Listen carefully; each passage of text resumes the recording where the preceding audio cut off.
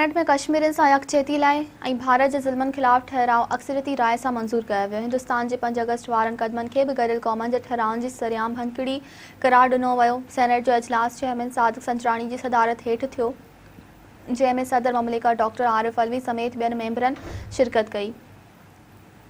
उन मौक़े ते परॾेही वज़ीर शाह महमूद कुरैशी पारां कश्मीरनि सां यकजहती जे इज़हार लाइ करारदाद सैनेट में पेश कई वई, जेका अक्सरियती राय सां मंज़ूर कई वई। अहिड़ो ठहराउ परॾेही वज़ीर शाह महमूद कुरैशी ऐवान में पेश कयो, जंहिं जे मतन में चयो वियो आहे त 5 अगस्त वारा भारती क़दम गॾियल क़ौमनि जे ठहराउनि जी भञकिड़ी आहिनि। भारत जे इन क़दमनि जो मक़सदु मुसलमाननि खे अक़लियत में बदिलाइणु आहे। सैनेट इजलास में पास कयल ठहराउ में वालियल कश्मीर में डोमिसाइलनि बाबति नए रूल्स खे रद्द कयो वियो। उन मौक़े ते परॾेही वज़ीर शाह महमूद कुरैशी चयो त कश्मीर जे ॿिन्ही तरफ़नि जी क़यादत भारत जे अहिड़नि क़दमनि खे रद्द कयो आहे।